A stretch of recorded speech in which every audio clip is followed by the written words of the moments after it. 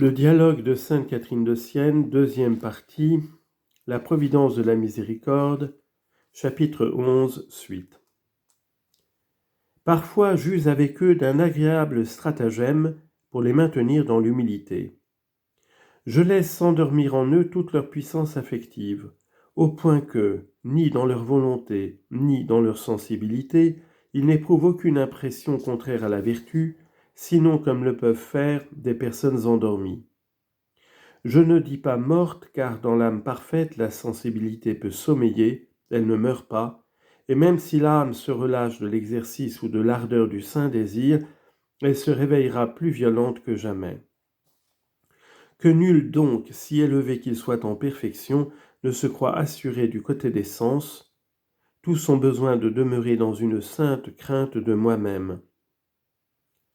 Nombreux sont ceux qui tombent misérablement et qui ne seraient pas tombés s'ils avaient eu plus de défiance. Je dis donc que, chez ces parfaits, il semble parfois que leur faculté de sentir soit endormie. Parce qu'ils ont supporté de grandes épreuves sans en être émus, ils seront portés à croire qu'ils ne sont pas susceptibles d'être tout à coup troublés par le plus petit incident, par la moindre bagatelle dont ils seraient les premiers à rire. Et les voilà soudain qui se sentent si vivement affectés au-dedans d'eux-mêmes qu'ils en demeurent stupéfaits. C'est ma providence qui a ménagé cette expérience pour l'avancement de l'âme. Elle la ramène ainsi dans la vallée de l'humilité. Plus prudente désormais, l'âme se dresse contre elle-même avec une rigueur impitoyable, poursuivant de sa haine et accablant de ses reproches cette révolte de ses sens. Ce châtiment a pour effet de plonger la sensibilité en un sommeil profond. À quelques-uns de mes serviteurs, ma providence prouve sa vigilance en leur laissant cet aiguillon que connut le cher apôtre Paul, mon vase d'élection. Bien qu'il eût reçu la doctrine de ma vérité dans l'abîme du Père éternel, je ne voulus pas éteindre en lui les rébellions de la chair.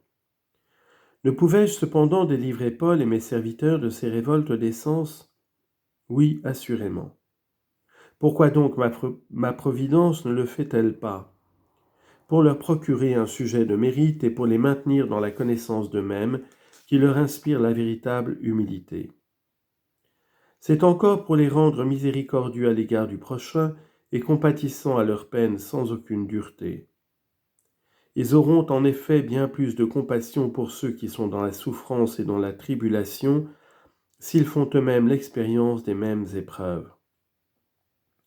Leur amour s'en accroît d'autant et ils courent vers moi, tout loin de la véritable humilité et embrasés du feu de la divine charité. C'est par ces moyens et une infinité d'autres que je les achemine toujours à l'union parfaite, comme je l'ai dit. Ils parviennent ainsi à une union si complète et à une connaissance si pleine de ma bonté que bien qu'encore dans un corps mortel, ils n'en goûtent pas moins le bonheur des immortels. Et tout en demeurant dans la prison du corps, il leur semble qu'ils en sont sortis.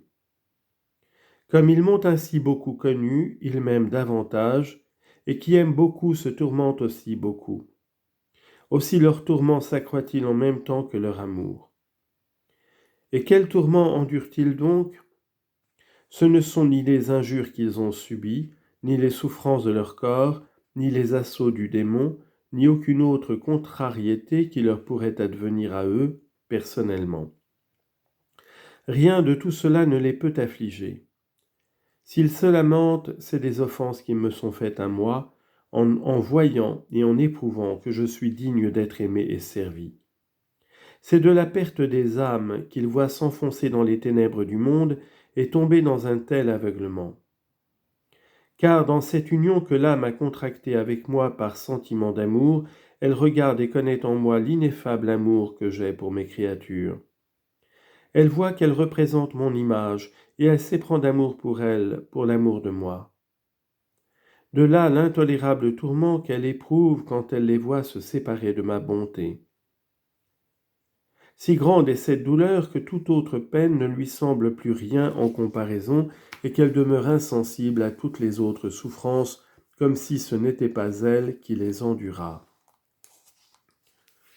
Une autre attention de ma providence est de me manifester moi-même à mes serviteurs.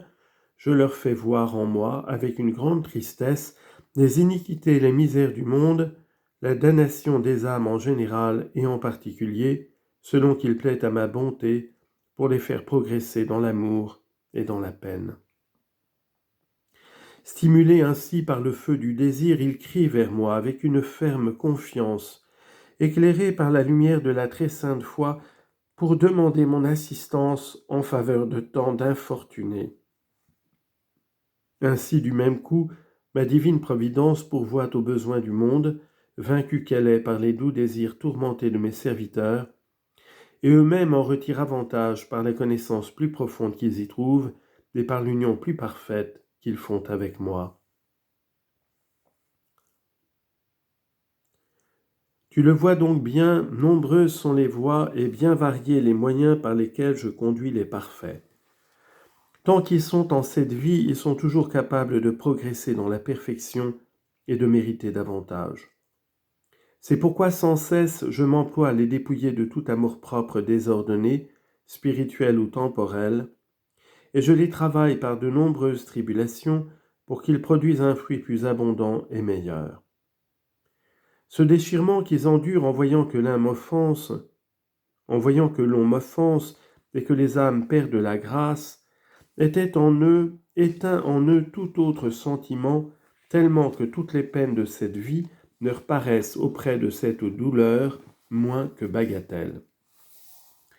Dans cet état, ils n'ont plus aucune recherche personnelle. Tribulation ou consolation, tout leur est égal. Ce n'est pas leur satisfaction dont ils sont avides, ce n'est pas d'un amour mercenaire qu'ils m'aiment, en vue de leur propre plaisir. Ce qu'ils veulent uniquement, c'est la gloire et l'honneur de mon nom. Tu peux donc voir, ma fille très chère, que ma providence s'étend à toutes mes créatures raisonnables, que les moyens qu'elle emploie sont admirables, et les occasions qu'elle ménage infiniment variées. Les hommes de ténèbres ne les connaissent pas, car les ténèbres ne sauraient être accueillantes à la lumière. Seuls les peuvent apercevoir ceux qui possèdent la lumière, et plus ou moins parfaitement suivant le degré de leur lumière. Cette lumière se trouve dans la parfaite connaissance que l'âme a d'elle-même, qui la fait s'insurger contre les ténèbres avec une haine qui la prend tout entière.